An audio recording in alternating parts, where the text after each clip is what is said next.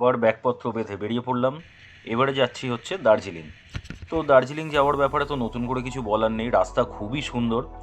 যদিও রাস্তায় একটা ছোট্ট আমার একটু প্রবলেম হয়েছিল, সেটা হচ্ছে আমার বাইকের চেন স্লাইডারটা ছিঁড়ে যায়। তো এই চেন স্লাইডার এমনই একটা জিনিস, আমি জেনারেলি বাইকের সমস্ত কাজ নিজেই করি, কিন্তু এই চেন স্লাইডারটাকে ঠিক করার জন্য আমাকে মানে বাইকটা সার্ভিস সেন্টারে দিতেই হলো। তো বাজাজ সার্ভিস সেন্টার এত সুন্দর আমাকে সার্ভিস সাপোর্ট দিল, ওটার ওপরে আমি আলাদাভাবে একটা ভিডিও বানাবো। তো অসাধারণ লেগেছে আমার ওদের সার্ভিস সাপোর্ট। তো রায়গঞ্জে স্টে দিয়ে যাব ঠিক করেছিলাম। তো রায়গঞ্জ পৌঁছতেই মোটামুটি 5 ঘন্টা লস হয়ে গেল। তো সেই লসটা আর তো মেকআপ করা গেল না, কিন্তু ভাগ্য ভালো যে রায়গঞ্জে আমরা স্টে দেবো আগেই ঠিক করেছিলাম। এই রুট দিয়ে যখনই আমি গেছি তখনই এই ফারাক্কার ওপরে একটা ভালো রকম ট্রাফিক কনজেশনের মধ্যে আমাকে পড়তে হয়। যেরকম এক্সপেক্ট করেছিলাম, রায়গঞ্জ পৌঁছানোর আগেই সন্ধে হয়ে গেল। আর এমনিতেও শীতকাল, 4টের থেকেই সন্ধে হতে শুরু করে দেয়, 5টার মধ্যে তো পুরো অন্ধকার হয়ে যায়। তো এমনি অসুবিধা কিছু হয়নি আমার।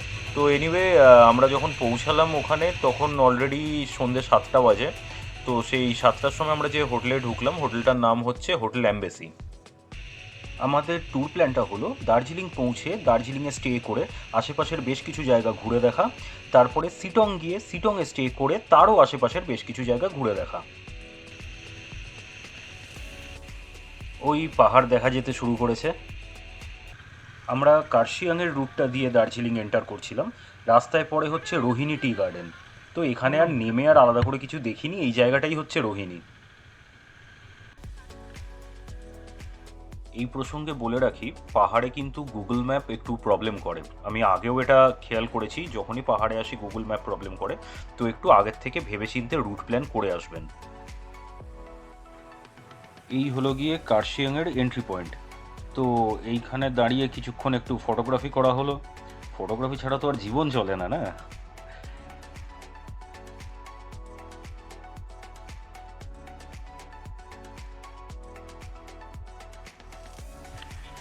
কার্শিয়ংয়ের এন্ট্রি পয়েন্ট থেকে তারপরে বেশ কিছুটা এগিয়ে তারপরে আসে হচ্ছে কার্শিয়াংয়ের মেন সিটিটা। টাউনটার মধ্যে ঢুকে কার্শিয়াং রেল স্টেশনটা দেখা যায়। রেল স্টেশনের পাশ দিয়ে পুরো কার্শিয়াং ক্রস করে আবার এগিয়ে যেতে হয়।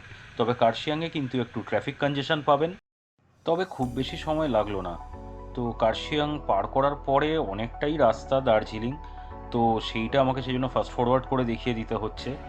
মানে আমরা যেতে যেতে মানে মনে হচ্ছিল যে কতক্ষণে দার্জিলিং পৌঁছাবো। মানে রাস্তাটা অনেকটাই লম্বা লাগছিল কার্শিয়াং থেকে দার্জিলিং। তার মধ্যে আবার রাস্তায় শুরু হলো বৃষ্টি। এই বৃষ্টিটা আমাকে মানে যথেষ্ট ইরিটেট করেছে, এমনিতেই আমার বৃষ্টি ভালো লাগে না। তো বৃষ্টির মধ্যে ফগ বৃষ্টি সব মিলিয়েই আর কি ঠিক আছে পৌঁছানো গেল।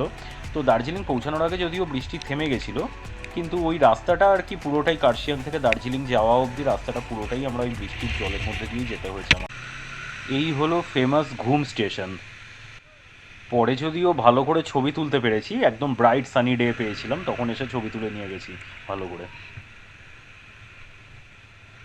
এইবার ধরে নেওয়া যায় যে দার্জিলিং পৌঁছে গেছি, কারণ ডান দিকে দেখা যাচ্ছে দার্জিলিংয়ের ফেমাস টয় ট্রেনের কারশেড।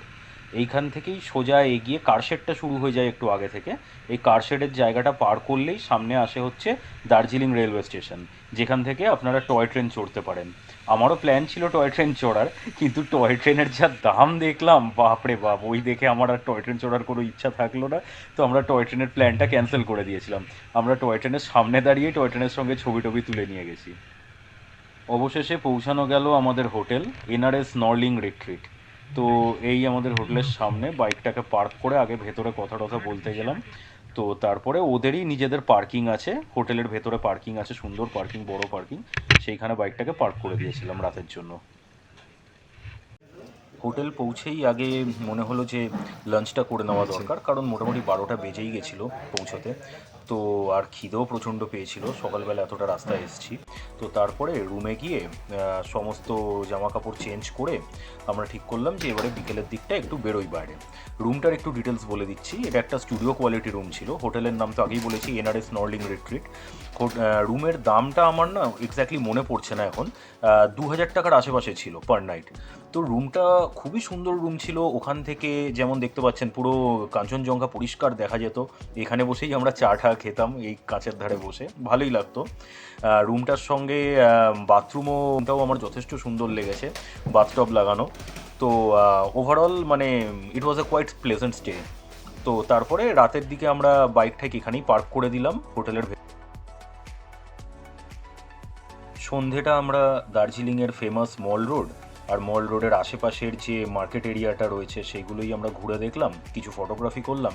আর আপনাদের সাজেস্ট করি যে যখনই আপনারা ডিনার করবেন, লাঞ্চ করবেন, ট্রাই করবেন ওখানকার লোকাল ফুডগুলো খেতে, ওখানকার যে ছোটো ছোটো শ্যাক্সগুলো আছে ওখান থেকে খেতে, দারুণ করে কিন্তু খাবার।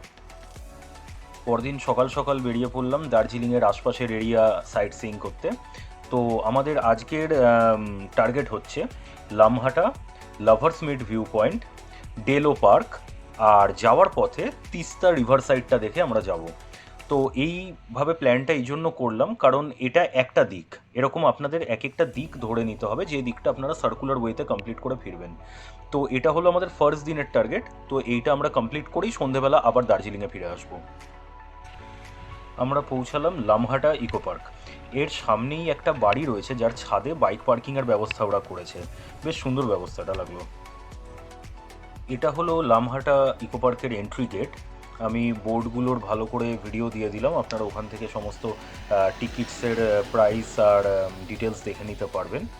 এইটা একটা পাইন ফরেস্ট প্রধানত, অসাধারণ সুন্দর দেখতে। কিন্তু যেটা লেপচা জগতের যে পাইন ফরেস্টে আছে ওটা মাচ মোর ওয়াইল্ড। এইটা অনেকটা বেশি বিউটিফিকেশন করা হয়েছে, ভেতরে ভেতরে কিছু ওয়াচ টাওয়ার রয়েছে।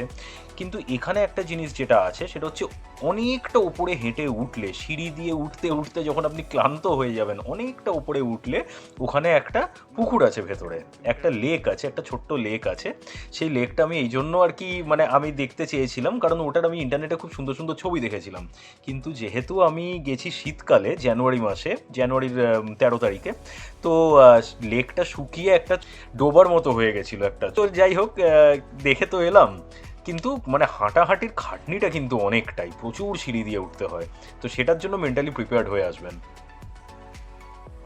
উপরে উঠে লোকজন হাঁপিয়ে যায় বলে ওখানে কিছু চা, জলখাবার, ম্যাগি এইসবের দোকান রয়েছে।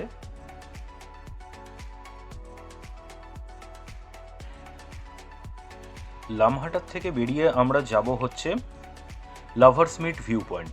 এই লাভার্স মিট ভিউ পয়েন্ট মানে খুব একটা বড় কিছু না, কিন্তু ওপর থেকে খুবই সুন্দর লাগে দেখতে, তিস্তা নদীটা দেখা যায়। তারপরে লাভার্স মিট ভিউ পয়েন্টটা পার করলেই তিস্তার লেভেলে আপনি নেমে যেতে পারবেন। তিস্তার লেভেলে নেমে গিয়ে তিস্তা রিভার সাইডটাকে এনজয় করে ওখান থেকে সোজা কালিম্পং হয়ে চলে যেতে পারবেন Delo garden, Delo view point etcetera. এই হলো সেই লাভার্স মিট ভিউ পয়েন্ট। এইখানে জাস্ট মানে গাড়ি পার্ক করা একটু মুশকিলের, রাস্তাটা খুবই স্টিপ। তো এনিওয়ে আমি গিয়ারে রেখে আর কি বাইকটাকে দাঁড় করিয়ে এখানে এই ভিউ পয়েন্টে এসে কয়েকটা ছবি তুললাম। ছবি তুলে তারপরে আমরা নেক্সট এখান থেকে তিস্তা দেখতে চলে গেলাম। ওপর থেকে তিস্তার ভিউটা পাওয়া যায়। আমি যখনই দার্জিলিং যাই তিস্তার কাছের এই ব্রিজটার ওপর আমার একটু ফটোগ্রাফি না করলে চলে না। ব্রিজটা পেরিয়েই লেফট হ্যান্ড সাইডে তিস্তার পাড়ে নামার একটা সরু রাস্তা আছে। রাস্তাটা কিন্তু একটু কশাসলি হ্যান্ডেল করতে হবে কারণ গ্র্যাভেল ভর্তি রাস্তাটা, আর ভাঙা ভাঙা রাস্তাটার মধ্যে অনেক জায়গা ব্রোকেন প্যাচেস আছে আর গ্র্যাভেল ভর্তি। একটু কন্ট্রোলড ওয়েতে নিচে নামলেই রাস্তাটা সোজা একদম রিভার ব্যাঙ্কে চলে গেছে। আমার আবার সব ব্যাপারেই একটু বাঁদরামি না করলে চলে না, তো আমার ইচ্ছা আর কি বাইকটাকে ওই পাথরগুলোর ওপরে রেখে ওখানে কিছু ফটোগ্রাফি করব। তো সেই জন্যই লাফালাফি করতে করতে গেলাম আর কি পাথরের ওপরে, তারপর ওখানে গিয়ে কিছু ছবি তুললাম।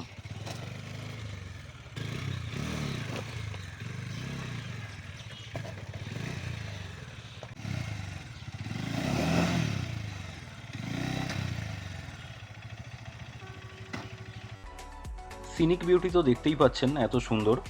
পাশে দেখলাম রিভার র্যাফটিং হচ্ছে, এখানে পাশেই রিভার র্যাফটিং ক্লাব আছে। আমরা তো আর সেখানে গেলাম না, তো যাই হোক আমরা এখান থেকেই ফটো টটো তুলে কিছু ভিডিও তুলে আমরা আবার এখান থেকেই আবার বেরিয়ে গেছি ডেলো যাব বলে।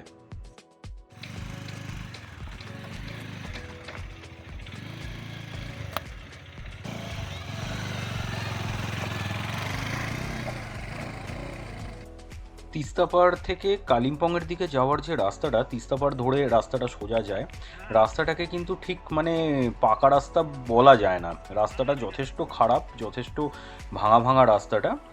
তো দেখতেই পাচ্ছেন রাস্তার কন্ডিশন।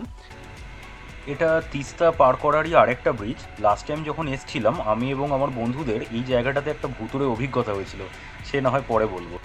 কালিম্পং ডান দিকে।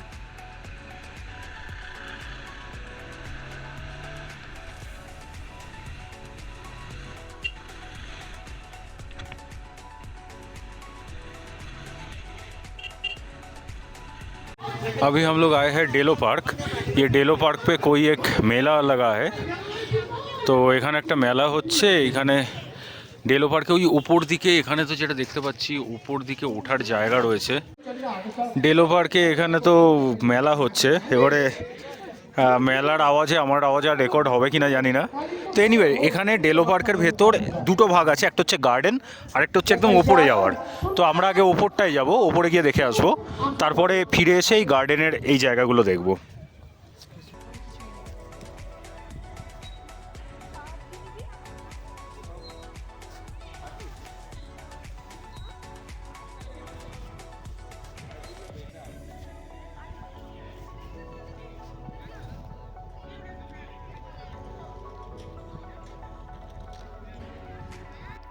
আরেকটা ভিউ পয়েন্ট, না না ভিউ আছে, এই যে ডান দিকে ভিউ আছে, এই দেখো।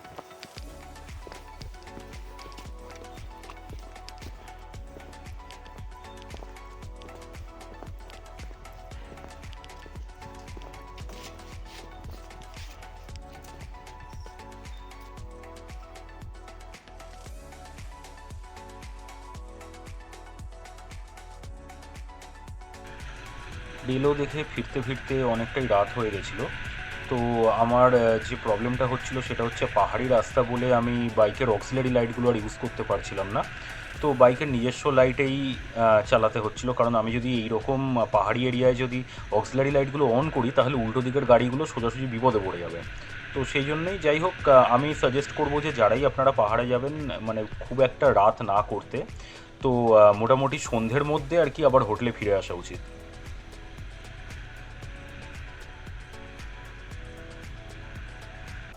হোটেল ফিরে একটু ফ্রেশন আপ হয়ে আমরা আবার একটু মল রোড ধরে একটু হাঁটতে বেরোলাম।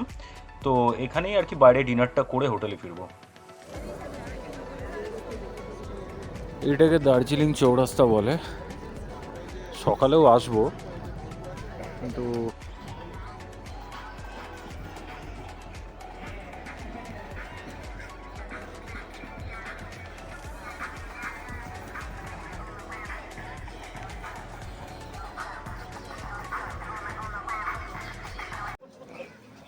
যে হকারগুলো ইয়েতে ছিল, আমাদের মল রোডে বসতো, তাদেরকে ওখান থেকে উঠিয়ে সব এখানে জায়গা করে দিয়েছে। এরপরে ওদেরকে ভেতরে নাকি একটা আলাদা এরিয়া বানিয়ে দিচ্ছে, দেখলাম টিন দিয়ে ঘেরা, ওখানে বানানোর প্ল্যান হচ্ছে। তো এখন আপাতত এরা সবাই এখানে বসছে।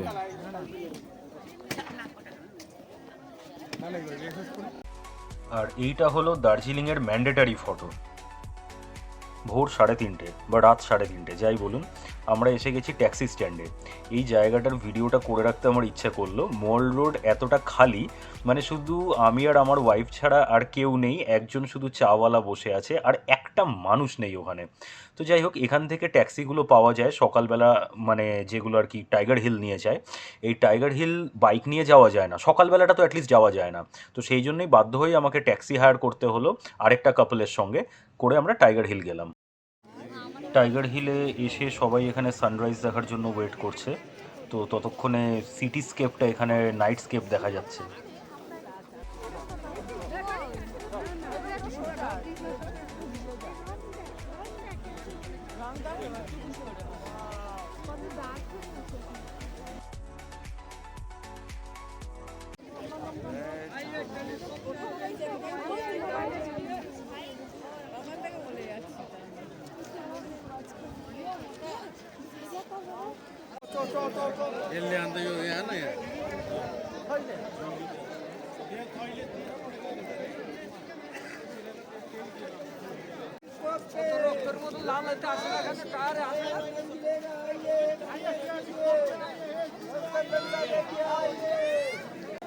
आइए कंचनजंगा रेंज देखिए आइए।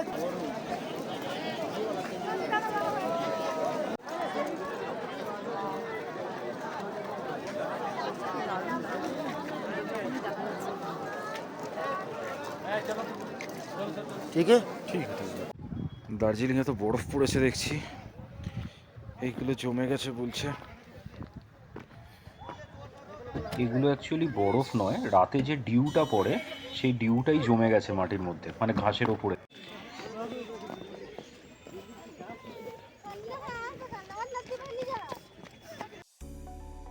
টাইগার হিল দেখার পরে আমরা গেলাম বাতাসিয়া লুপ।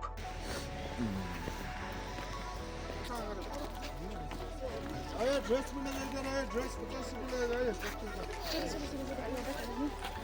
ड्रेस आगे मैडम कलर बोले तेरे नहीं जाए दूध लोग हां ड्रेस पूरे बोलो ना। ওখানে কিছুক্ষণ ফটোগ্রাফি করার পর আমরা আবার হোটেলে ফিরলাম, ফিরেই কেভেন্টার্সের ফেমাস ইংলিশ ব্রেকফাস্টটা সেরেই আবার বেরিয়ে পড়লাম। সামনেই টয় ট্রেন দেখতে পেলাম। তো টয় ট্রেন দেখতে দেখতে আমাদের নেক্সট গন্তব্য হলো তিনচুলে, টাকদা, লেপচা জগৎ, ছাতাইধুরা।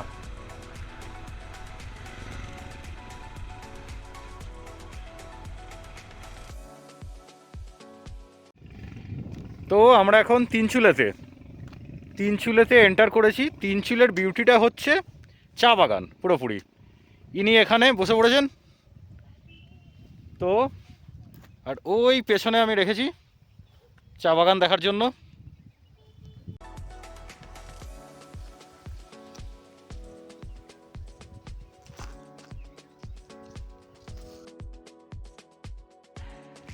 তিনচুলের ভেতরেই এই জায়গাটার নাম হলো গুম্বাদারা ভিউ পয়েন্ট। এই গুম্বাদারা ভিউ পয়েন্ট থেকে তিনচুলে এই এলাকাটা দেখা যায়। এখান থেকে সোজা বেরিয়ে গেলে তারপরে টাকদা যাওয়া যায়। তিনচুলে থেকে টাকদা যাওয়ার রাস্তা অস্বাভাবিক রকমের খারাপ। মানে রাস্তা এক একটা জায়গায় কোনো রাস্তা নেই বললেই চলে আর কি, কাঁচা রাস্তা টাইপের। তাও তো মানে ব্রোকেন প্যাচেস দেখে আমরা অভ্যস্ত, কিন্তু কিছু কিছু জায়গায় মোটরসাইকেলের চাকা স্কিড করতে শুরু করেছিল।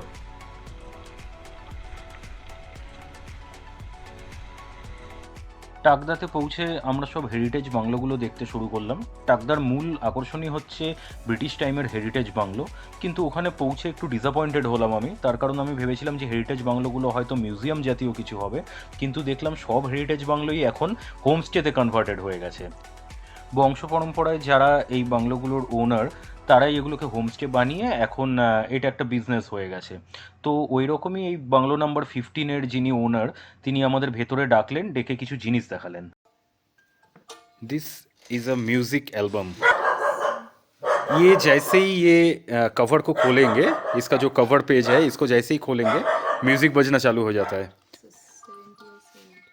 70 ईयर्स ओल्ड है ये, मोर देन 70 ईयर्स एक्चुअली। मेरे हस्बैंड का ओके ओके माताजी का पिताजी मतलब फर्स्ट वर्ल्ड वॉर का आर्मी था। ओके, उस टाइम ओके। पे उन्होंने मलेशिया से लिया था वो। इट्स पुराना, वेरी पुराना। Okay okay okay. তো টাকদা কমপ্লিট করার পরে আমরা এসে গেলাম লেপচা জগৎ। এই লেপচা জগতে আমি আগেও এসেছি, কিন্তু এখানে দুটো ভিউ পয়েন্ট আছে, আমি সেটা জানতাম না। তো প্রথম ভিউ পয়েন্টটায় আমরা এখন যাচ্ছি। এটাও একটা পাইন ফরেস্ট। তো এর ব্যাপারটা হলো এর ওয়াইল্ডারনেসটা অনেক বেশি, মানে আমরা লামহাটাতে যে পাইন ফরেস্ট দেখেছি তার থেকে এইটা অনেক বেশি ওয়াইল্ড।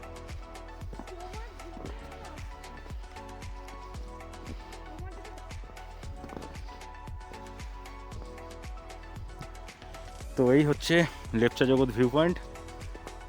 এই লেপচা জগৎ ভিউ পয়েন্ট থেকে দেখা যায় আলাদা একটা জগৎ, ওই যে ওখানে জগৎ। এটা নতুন তৈরি হয়েছে এই ভিউ ওয়াচ টাওয়ারটা। ফুলমালা দেওয়া রয়েছে চারিদিকে। এখান থেকেও ওই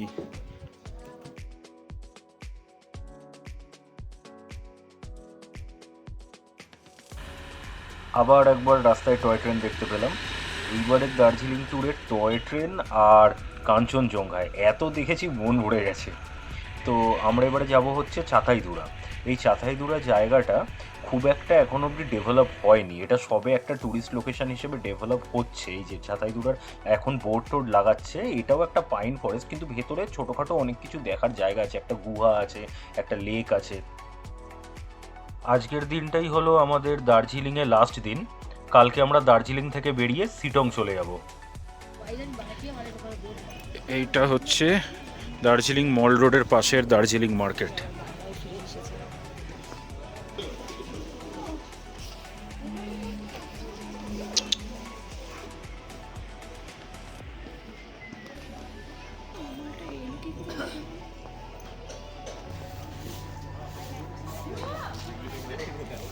তো সিলিন্ডার নিয়ে যাচ্ছে পিঠে গুড়।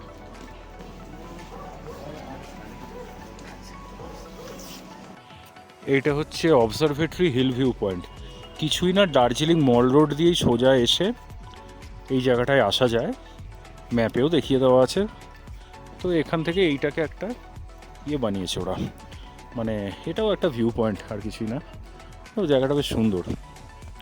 তো এখান থেকে এই ভিউ পাওয়া যাচ্ছে।